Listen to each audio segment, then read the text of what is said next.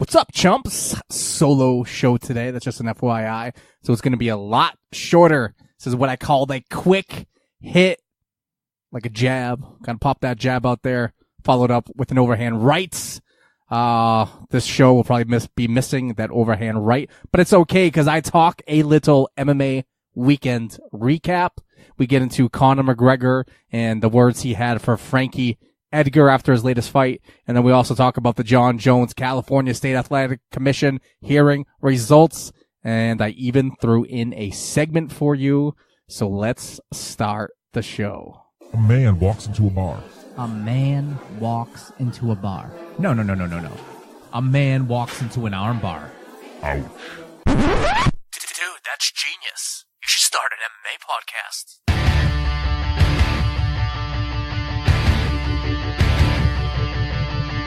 The podcast with little talent, but lots of extra belly fat. This is A Man Walks Into an Armbar. Thank you for tuning into A Man Walks Into an Armbar. I am your host, Chad Alden, a.k.a. The Champ is here. Paul has the day off.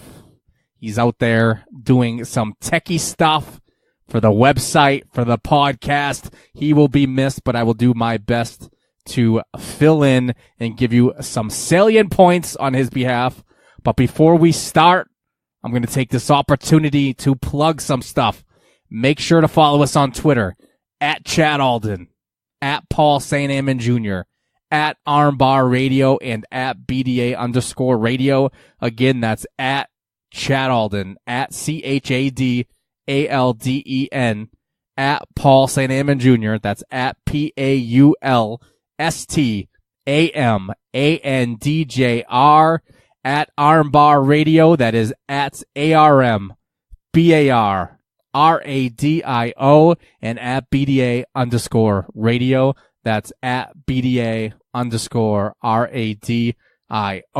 Also make sure you visit BDARadio.com for the most unique commentary on MMA and pro wrestling.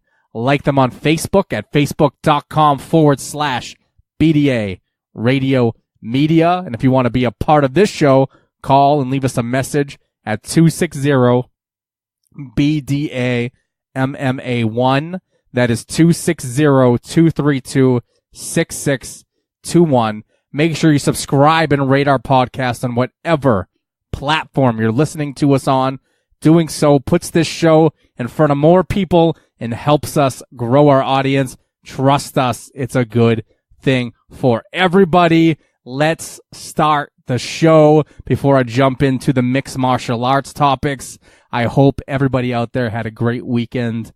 Mine was okay. It started off with a baby shower that I had to go to. It was a co-ed baby shower. Not sure who in their right mind would set that up. That is no place for men to be at. But on the bright side, the place that it was held was at some local guy's house. He did it for a couple of friends. He had 6 beers on tap. You heard that correctly. In his house, he had 6 beers on tap, including a jalapeno IPA. It was a nice IPA that had a little kick of spice at the very end. Probably pair that with a nice burger and you'd be all set. Definitely not one that you could drink all night. I sipped it, and then I replaced that with a beer that they brew in New Hampshire called Wait a Minute from Henniker Brewing Company. I hope I have that correct. If I don't, I apologize to that brewing company. So, got tanked at a baby shower. That was my Saturday. Sunday, drove up to Gorham, Maine for a softball tournament. You heard that correctly. Driving up and down the Northeast, trying to get the 11-year-old to her softball scrimmages, not even a tournament, not even games. We were scrimmaging. Good to say, though, they did win those games 13-3 and 11-2. Not that you guys really care about that. Just giving you a little insight into the world of A Man Walks Into an Armbar. The people behind the mic. I feel like all we talk about is beer and fights, and that's great because we're men and I appreciate the few women that listen to our podcast as well. But that was my weekend. I hope yours was better than mine. I hope it was filled with fun, laughs, beer, girls, boys, if that's what you're into. But having said that, let's jump in to the good stuff. The leather, where the leather meets the face. This is the weekend MMA recap. Let's start with the UFC. That was UFC 222, Cyborg versus Kunitskaya. It was held March 3rd, 2018 at the T-Mobile Arena in Paradise, Nevada. And then I just want to give you a couple of the highlights from there. Big fight, controversial fight between CB Dollaway and Hector Lombard. Hector Lombard struck CB Dollaway after the horn, which led to his disqualification in round one. CB Dollaway had no clue what happened, had no clue where he was. It did look like a cheap shot to me. If I was the ref, I probably would have come up with that same decision. It looked intentional, was absolutely after the horn sounded, and it comes out news today that Hector Lombard plans to appeal that disqualification. Not sure he will win, but that is news from UFC 222. And then another big fight that night was the main event of the preliminary card shown on Fox Sports 1. It featured a women's strawweight bout. It was Mackenzie Dern taking on Ashley Yoder. I had picked Mackenzie Dern to win this one pretty easily. I was incorrect. Yes, she did win, but it was a split decision win against Ashley Yoder. It was 28-29, 29-28, 29-28. It looked like Mackenzie Dern definitely had a more difficult time taking her opponent down in this matchup. Looked like Ashley Yoder was prepared, had great takedown defense. Mackenzie Dern couldn't get anything going until the final round, probably 3/4 of its way into the round, secured the takedown, went for a finish. Ashley Yoder defended the rear naked choke pretty well, was able to last to the final seconds. I had it going either way. I had Mackenzie Dern absolutely winning round 3, had Ashley Yoder winning round 2, and then I think I had it as a toss-up for round 1. So that fight was closer than I expected. Mackenzie Dern, obviously, after the fight, surprising, said she wasn't really trying to go for the takedown. She wanted to show people her stand-up game. She wanted to show people she could throw hands. She absolutely had a lot of power on her punches. She just didn't seem to move her head very well. Ashley Yoder was able to drop her. I couldn't remember if it was a big left or a big right, but Mackenzie Dern absolutely cleared the cobwebs, was able to recover, and picks up that tough split decision against Ashley Yoder. So Mackenzie Dern now 1-0 in the UFC. So look for her to do some great things in the UFC in the future. And then also there was a women's bantamweight card matchup on the main card. Ketchen Vieira defeated Kat Zingano in a stunner. I think I had it picked, but it still was a stunner because Kat Zingano has been one of the top bantamweights in the world for a very, very long time. She was coming off a long layoff, has only fought a couple times in a few years, so she definitely had some ring rust on her, and she loses. Kat Zingano loses that decision 28-29, 29-28, 29-28. And then we had a heavyweight contest between Andrei Arlovski taking on Stefan Skyscraper Struve. One for the ages. Just a throwback fight. These guys still doing big things in the big weight class of heavyweight. But Andrei Arlovski picks up the W, winning a decision against Stefan Struve. Was unanimous decision 29-28, 29-28. And 30-27. Arlovski now says he can fight for another 40 more years. Wouldn't put it past the dude. He seems to be timeless. Yes, he had a rough skid of a bunch of losses, but in this heavyweight division, it's just an inch away from a win or a loss, and that's been his luck as of late. But now he has a couple of victories under his belt, and Stefan Struve is no joke. That guy always is the game opponent. Tough because he has huge length on his side, stands 7 feet tall, usually has the reach advantage on everybody he fights, and Arlovsky did enough to pick up that unanimous decision.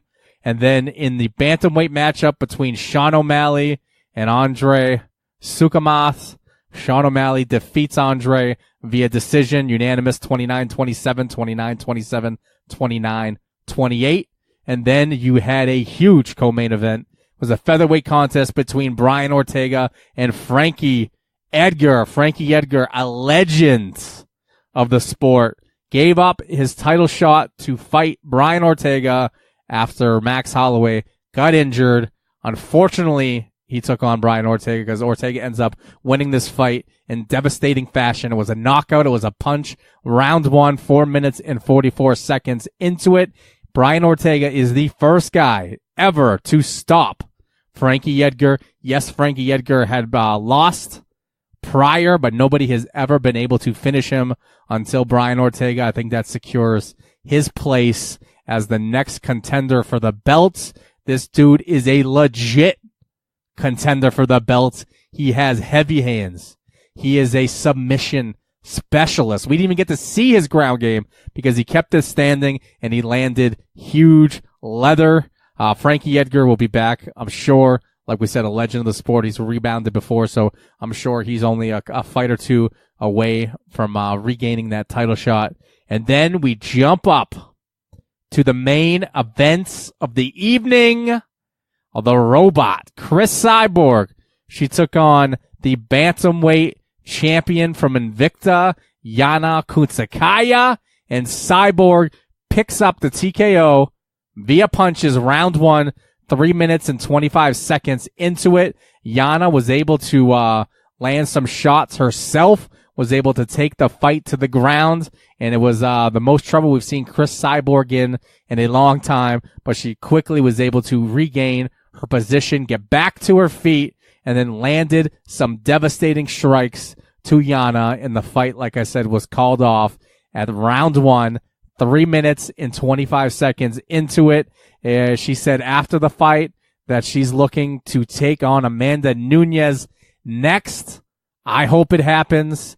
It appears Dana White hopes that happens. He says he could see a scenario where he doesn't have the Amanda fight. She was supposed to defend her belt in her weight class against her name escapes me right now. Leticia Torres' girlfriend, wife. I could be totally wrong on that one. But he said he could call off that bantamweight title fight so that way Amanda could take on Chris Cyborg for a special champion on champion title fight. Not title fight. I'm sure it'll be for a title. Who knows? But he says he could see that happening because that is the fight everybody wants to see. I agree with him on that one. So Cyborg doing Cyborg things, knocking chicks out in the middle of the octagon or on the side of the cage. Doesn't really matter. She is knocking chicks out left and right. Yes, Yana did a great job of going in there, trying to do her game plan. Just didn't work out for her this time because Chris Cyborg was standing on the other side of the cage. Let's jump into a little Bellator 195 action. Bellator 195 took place on March 2nd, 2018 at the WinStar World Casino in Thackerville, Oklahoma. Every time I hear WinStar, I think I'm watching a fight video from the internet where somebody yells out, WinStar!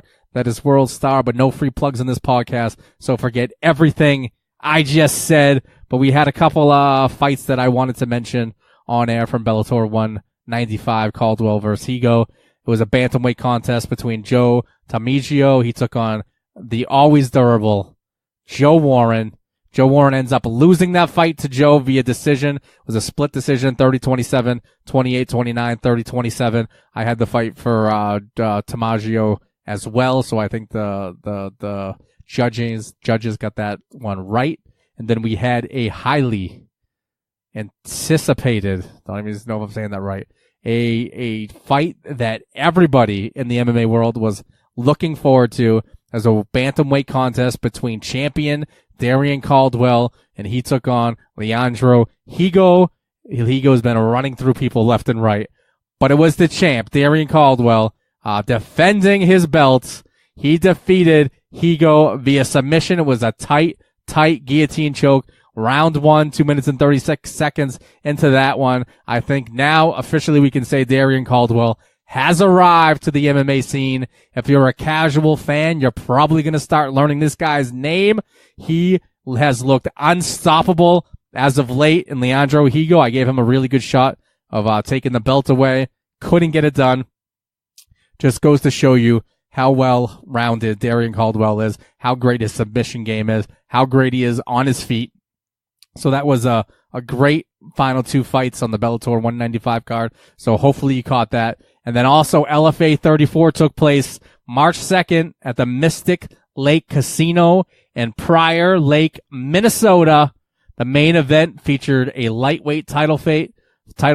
Robert Watley, 10-1, retained his belt by defeating Brandon Jenkins, 11-6, via unanimous decision, 49-45, 49-45, 48-46. Pretty dominant fight for Robert Watley, so look for that guy to maybe get to the bigger promotion soon. We all know LFA and a few other those local promotions are feeder leagues into the big promotions such as Bellator and UFC, so I wouldn't be surprised if Watley gets the call pretty shortly. And then also you had KSW 42, which took place March 3rd in Lodz, Poland. Thomas Narkin snapped Mamad Khalidov's 20-fight unbeaten run with KSW in the main event of KSW 42 Saturday. He picked up the win via submission triangle choke in round 3. Not sure if you heard that. That Mamad was riding a 20-fight unbeaten streak in KSW, and Tomas Narkin stepped up, put on a great showing, and submitted the dude to end his 20-fight, let me say that again, 20 fights win streak in KSW. An awesome streak. It was great while it lasted, but Narkin definitely showed up game and took that fight, won it, and everybody's going to know his name in that promotion. And then Cage Warriors 91 was March 3rd in Newport, Wales. That main event featured Brian Bouland, who defeated Josh Reed via knockout punches round 1, 2 minutes and 52 seconds into that one. So that was what I call our MMA weekend recap. Hopefully you guys got to see a lot of mixed martial arts Friday, Saturday, and Sunday, because there was a ton of it on TV. But having said that, let's jump in to everybody's favorite segment. I bet you want to see my rear naked. I bet you want to see my rear naked. This is a segment we created to highlight the women of MMA. There was a ton of talent in the sport of mixed martial arts, and we hope to highlight some of the people you should keep an eye on. To see more of these hashtag knockouts, go to bdaradio.com and click on Tail of the Tape. The person we're going to highlight on today's show is Julia Dorny. Julia Dorny is a German MMA fighter competing in the lightweight division. You heard that correctly. The lightweight division, the 155-pound division. She currently sports a 5-5 amateur record. So I'll tell you a little bit more about her Tail of the Tape. Like I said, name Julia Dorny, born in Germany, age unknown. She's kind of like a wrestler from the WWE, like how The Undertaker is from parts unknown or from the dark side. I don't know. Julia Dorny, age unknown. Height, 5 feet 9 inches tall. That kind of explains why she fights at 155. And like we said, her weight, 155 pounds. When you look at her pictures, blonde hair, chiseled. One of the pictures she's wearing, Superman undies. If I had to guess, this chick is probably fighting crime on her spare time.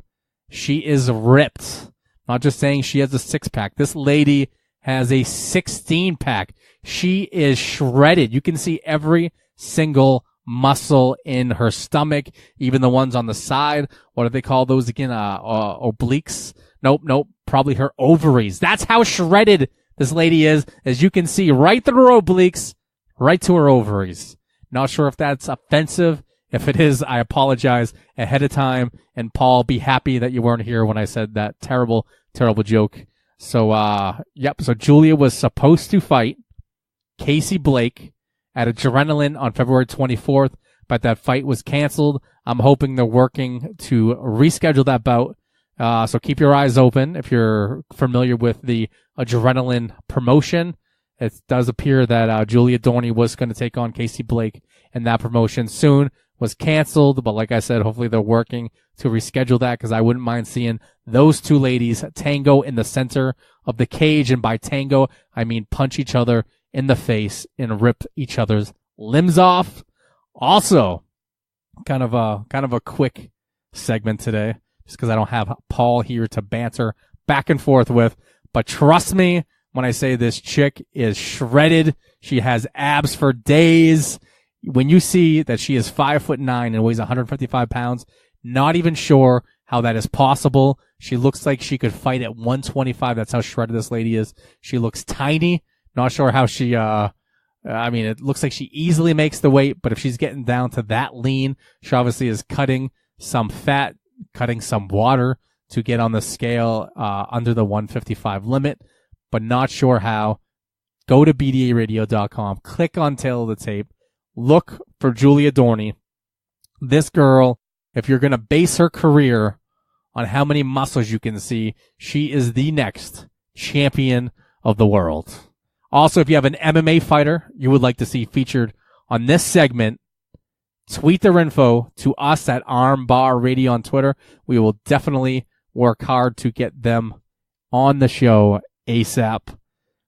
Conor McGregor, just speaking of Frankie Edgar, Conor McGregor was definitely professional, showed what a good dude he was, because after Frankie Edgar suffered that TKO loss to Brian Ortega, he took to Twitter to show some support for Frankie. This is what Conor said via a tweet. Frankie's career deserved for that to be against me tonight. He also said, respect Frankie, love and respect always, a true fighter's fighter. And then it was, if you kind of remember the backstory of this Frankie Edgar, I just said it a little earlier, but he was scheduled to fight Max Holloway this past card for the championship belt, but Holloway had to pull out due to an injury last month. McGregor said this past week that he offered to step up, fight Frankie, and save that card. Frankie said he wasn't sure that that fight was ever offered to him, but then his team, Frankie's team, did come out and say that the fight was to be contested at 165 pounds rather than the 145 pound featherweight limit. So they passed on that, but McGregor, being the biggest draw in MMA history, I think if Frankie knew about that fight, I think he'd have taken that in a heartbeat. But instead, Frankie steps up, takes up a young, hungry Brian Ortega, suffers that TKO loss. Holloway also, after the loss, had the following to say: you had nothing to gain from taking the fight at Frankie Edgar, but you took it. You defended what you already earned. There's no belt for sacrificing everything, but true fans in Jersey knows no belt can outshine what you bring to the sport. Chin up, brother. So this is what I gain from all those tweets from Max Holloway and Conor McGregor, is that Frankie Edgar is a beloved mixed martial artist. He is an old school soul. He has the heart of a champion. There is no fight that Frankie Edgar would turn down. This guy fights for the fans. He fights because he likes to compete in the octagon. He fights because he loves what he does for a living. And when you have all of those things rolled into one, and plus on top of that, great on the feet, well-rounded mixed martial artist, great on the feet, awesome submission game. He is well respected by his peers in the sport. He's well respected by the fans. This guy always shows up in shape, looking to inflict pain. He eats one or two, and just when you think Frankie Edgar is out of a fight, he comes back only to win the deep rounds. This guy is a monster of a man, even though he fights at 145 pounds, and he will be back bigger than ever. I think he will be back to fight possibly Conor McGregor at 165 pounds. We know Conor wants nothing to do with Khabib. We know Conor would either take the Nate Diaz fight or maybe this Frankie Edgar fight. So I am not surprised that he offered to step up and take on Frankie Edgar last minute, because that is a winnable fight for Conor McGregor. Yes, Frankie Edgar is well-rounded everywhere, but he doesn't scare a lot of fighters. Just a lot of fighters respect the dude because he goes in there and gets stuff done. So I'm sure Conor thought he could beat him on the feet. He could avoid the takedown in the early rounds and connect his heavy shots and beat Frankie Edgar. So I wouldn't be surprised if we see that fight in the future. So look for that. So that was Frankie Edgar's news with Conor McGregor. And then we jump into topic 3. Jon Jones, California State Athletic Commission hearing happens this past week, and I have the results for you. Jon Jones had his fight license revoked and copped a fine of $205,000 at the California State Athletic Commission hearing on Wednesday, this past Wednesday. Jones had previously been suspended after testing positive to the steroid Turnaball around his UFC 214 fight against Daniel Cormier in Anaheim in July this past year. He will now be unable to fight in California until he is eligible to reapply for his license in August this year, and may still face further sanctions from USADA. A date for his USADA hearing has yet to be determined. The CSAC said it would not like to see Jones' MMA career finished by his latest doping infraction.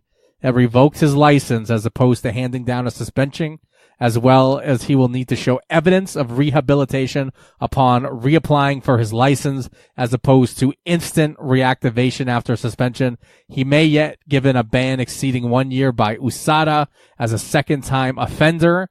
A USADA ban would prevent him from fighting anywhere for the prescribed suspension time.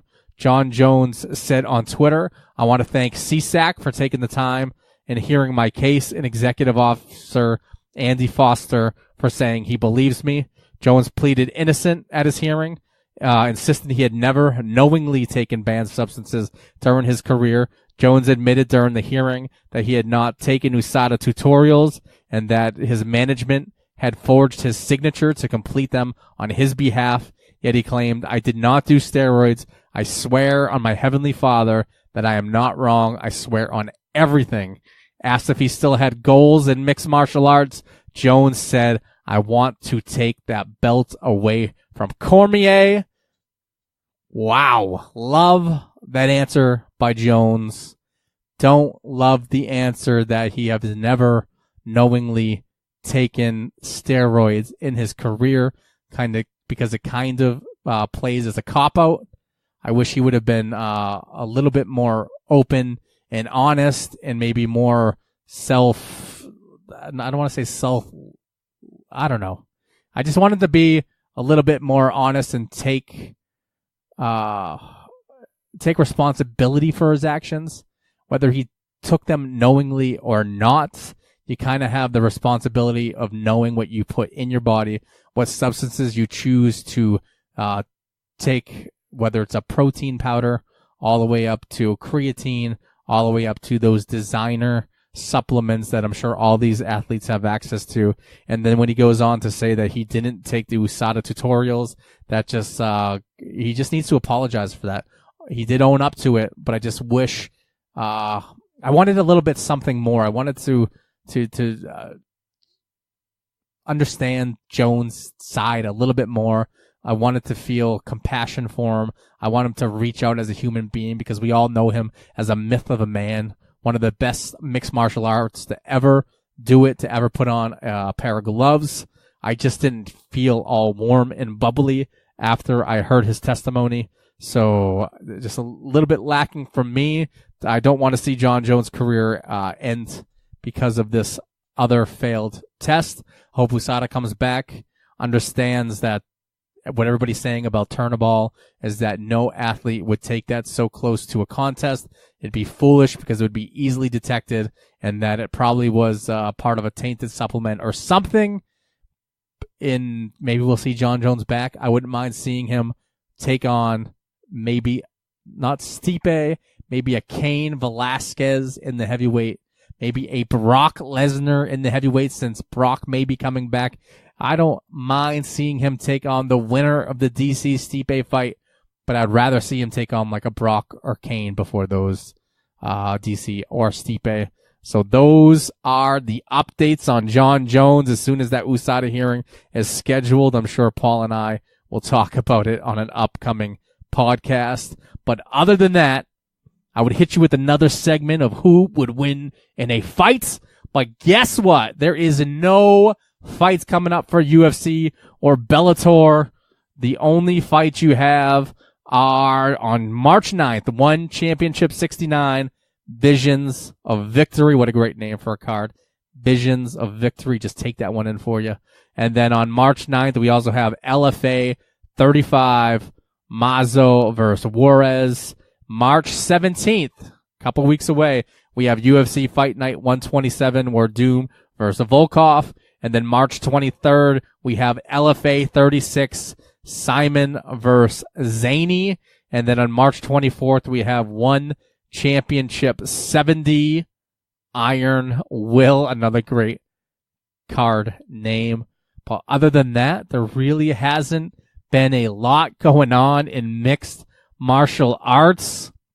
So I hate to give you such a short show today, but when you have nobody across the table, nobody else in the podcast studio to argue and tell me I am wrong, just happens to be a short podcast. I hope you guys at least feel informed. I hope you at least appreciate the fact that we worked hard to get into the studio and give you some kind of show this week, even if it is half the show that we normally do. But that's okay, because sometimes you guys deserve a little bit of break from hearing my voice, from hearing Paul's voice. But you can always find us on Twitter, like I said, at Chad Alden, at Paul St. Amand Jr. And then also remember to like BDA Radio on Facebook. That is facebook.com/BDA Radio Media. Also, make sure you check out the Wrestling Podcast About Nothing. If you like wrestling, that podcast will not disappoint. You can find their show by going to bdaradio.com or by searching pretty much any podcast platform like iTunes, Stitcher, etc. If you like wrestling, like I just said, definitely will not disappoint. Brian Kingpin Malonis has been making his mark on Ring of Honor Wrestling for what feels like a long time now. So that dude is ripping up that promotion left and right. And then when you add Mike Crockett on the mic to go along with the Kingpin, it is unbelievable. These guys have so much experience in the wrestling industry, the independent wrestling scene. They've even done a couple things in the WWE, which are pretty cool to hear about. They have awesome guests on each week. So definitely check out that show, because it is one of the best wrestling podcasts on iTunes, on Stitcher, on any podcast catcher that you use. It is just awesome. I can't speak highly enough about it. So definitely check out Wrestling Podcast About Nothing. Also, you can catch this show, A Man Walks Into an Armbar, every Saturday night at 9:30 p.m. Eastern Time on the Podcast Radio Network. You can listen by downloading the CryKey Premium Radio app on iOS or Android, or by looking up Podcast Radio Network on TuneIn Radio. I guess that really is the end of the show. I'm just going to log on to see if there's any other mixed martial arts news before I hit the end button. It does look like Brian Ortega got the call from Dana White. UFC title shot is next. versus Max Holloway. So that is good news because he put on an awesome show. Does look like Mirko Krokop versus Roy Nelson will be added to Bellator 200 in London. That'll be an awesome matchup. Both guys with great striking prowess. I hope the fight stays standing because I wouldn't mind to see Mirko Krokop do some damage on the feet. And it's been too long since we've seen Roy Nelson keep a fight standing for the whole time. So would love to see that one. Let's see what else is going on in the mixed martial arts worlds. Yeah, I guess that's pretty much it. So that is the end of our show. Peace out for now.